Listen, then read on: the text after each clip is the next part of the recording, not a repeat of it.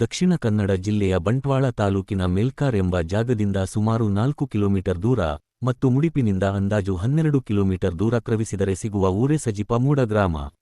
ಅಲ್ಲಿಯ ಪೆಲತಕಟ್ಟೆ ಎಂಬ ಸ್ಥಳದ ಸಮೀಪ ನಮಗೆ ಸಿಗುವುದೇ ಈ ಕೋಟಿ ಚೆನ್ನಯರು ಸುರಿಯ ಹಾಕಿದ ಕಲ್ಲಿನ ಇತಿಹಾಸ. ಕಟಪಾಡಿಯ ನಾಣಯರ ಗರೋಡಿಯ ಗುರುಕುಲದಿಂದ ವಿದ್ಯೆ ಕಲಿತು ಹಿಂತಿರುಗುವಾಗ ತುಳುನಾಡಿನಾದ್ಯಂತ ಸಂಚಾರ ಮಾಡಿದ ತುಳುನಾಡಿನ ಕಾರಣಿಕರ ಅವಳಿ ವೀರರಾದ ಕೋಟಿ ಚೆನ್ನಯರು 66 ಗರಡಿಗಳನ್ನು 33 ತಾವುಗಳನ್ನು ನಿರ್ಮಿಸಿದಂತೆಯೇ ಸಜಿಪದ ಮಿತ್ತಮಜಲು ಮಣ್ಣಿನಲ್ಲೂ ಗರಡಿ ಮಾಡಲು ಮಾಗಣೆಯ ನಡಿಯೇಲು ದೈವಂಗಳವರಲ್ಲಿ ಅನುಮತಿ ಕೇಳಿದಾಗ ನಡಿಯೇಲು ದೈವಂಗಳವರು ಅನುಮತಿಯನ್ನು ನಿರಾಕರಿಸುತ್ತಾರೆ.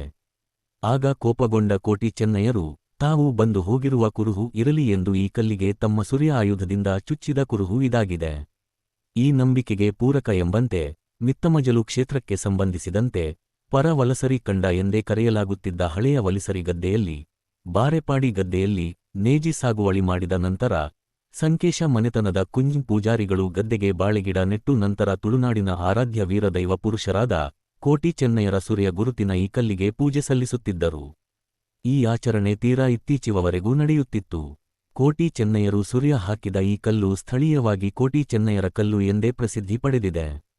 ಇನ್ನಷ್ಟು ಹೊಸ ವಿಡಿಯೋಗಳಿಗಾಗಿ ಈ ಚಾನೆಲನ್ನು ಸಬ್ಸ್ಕ್ರೈಬ್ ಮಾಡಿ. ಧನ್ಯವಾದಗಳು.